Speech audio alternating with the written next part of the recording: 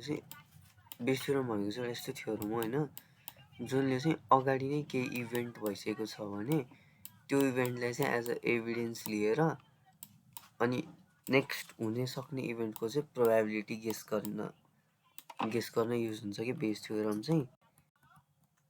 अनि त्यसपछि गएर यसको फर्मुला भनेको चाहिँ यो हो, PAI/B, जसमा AI भनेको चाहिँ स्याम्पल स्पेस भयो होइन, A भनेको चाहिँ एउटा स्याम्पल भयो, B भनेको चाहिँ अर्को स्याम्पल भयो होइन।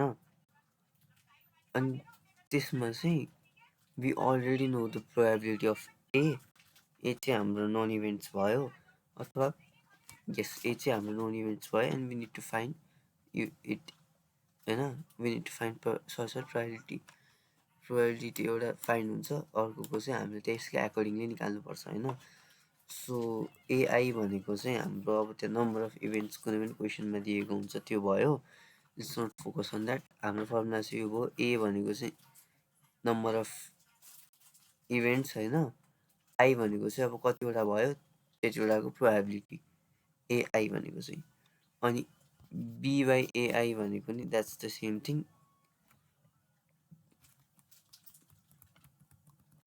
होइन। मेन चाहिँ यो फर्मुला चाहिँ यादै गर्नुपर्ने हुन्छ। So it is PAI into PB/A by PAI into PB/AI। यहाँसम्म त सेम छ, बट यहाँ चाहिँ समेसन लाग्छ कि I = 1 देखि n सम्म। अनि let's try to understand with given numerical example होइन।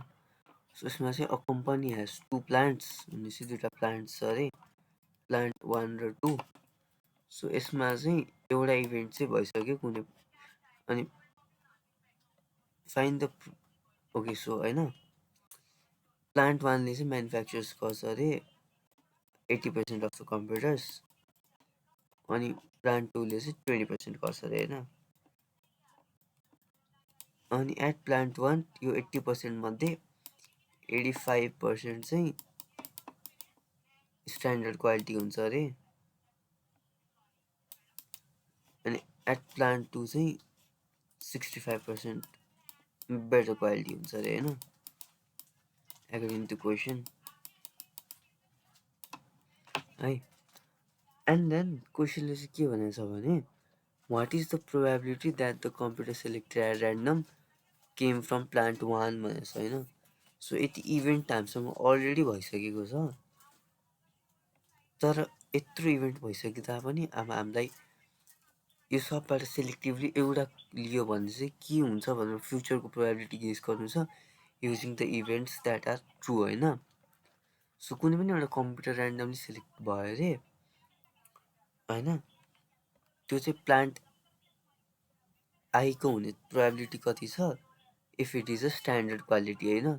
सो प्लान्ट आईको हुनु पऱ्यो भनेपछि त्यो 80%मा पढ्नु पऱ्यो, त्यो नि स्ट्यान्डर्ड हुनु पऱ्यो भने त्यो 80%को नि 85%मा हुनु पऱ्यो होइन। सो अब यहाँ अर्को बेस थ्योरमको इन्ट्रेस्टिङ कुरा है, यहाँ प्लान्ट 1 र प्लान्ट 2 भनेको छ नि त।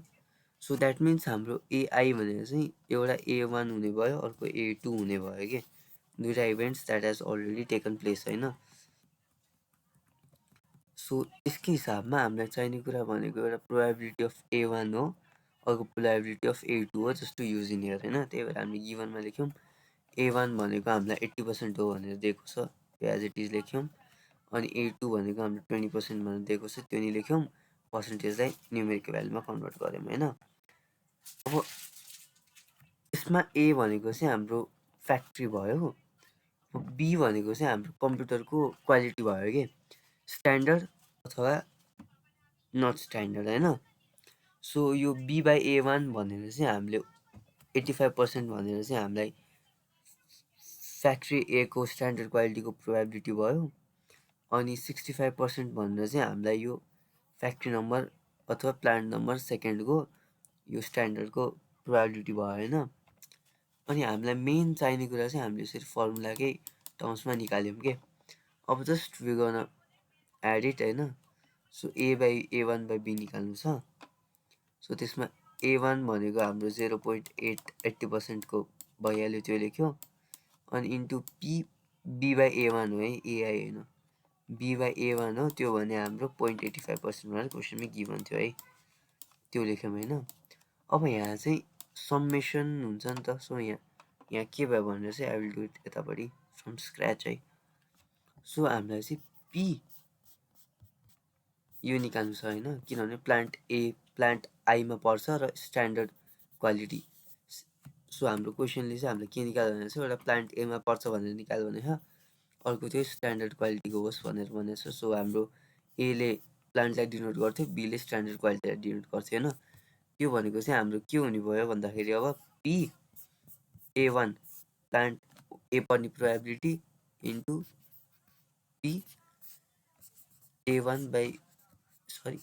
B/A1 स्ट्यान्डर्ड क्वालिटी पर्ने प्रोबेबिलिटी होइन, अपन सम्मेसन यही सेम कुरा एनसम्म I1देखि भनेपछि सम्मेसन गर्दाखेरि के हुने भयो, PA1 into B/A1 plus PA2 into B/A2 हुने भयो नि त।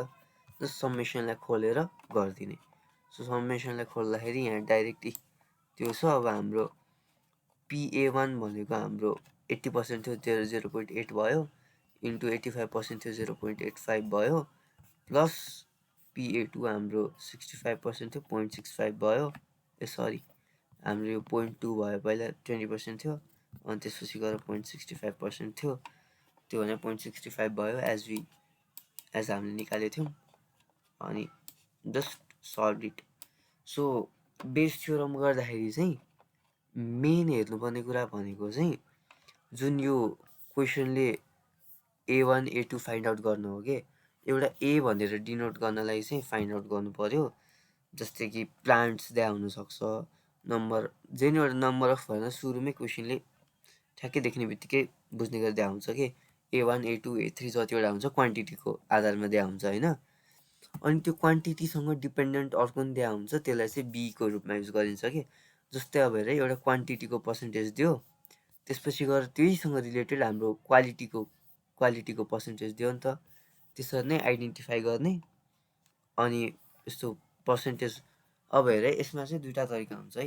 एउटा चाहिँ डाइरेक्ट क्वेसनले पर्सेन्टेज भनेको प्रोबेबिलिटीकै टर्म्समा दिएको हुन्छ, त्यो गर्दा चाहिँ अलिकति इजी हुने भयो। अर्को कहिले कहिले चाहिँ सपोज यसको नम्बर यति 5वटा छ 3वटा छ, त्यहाँबाट निकाल्यो भने कति हुन्छ भनेर चाहिँ आफैले 3/5 लेख्नुपर्छ है। त्यस्तो गर्न नि क्वेसन्स। अनि जसरी प्रोबेबिलिटीको टर्म्समा लेख्ने दुइटैको,एको नि बीको नि प्रोबेबिलिटीको टर्म्समा लेख्ने अनि जस्ट फर्मुलामा हालिदिने। Bayes theorem is really simple and that's about Bayes theorem.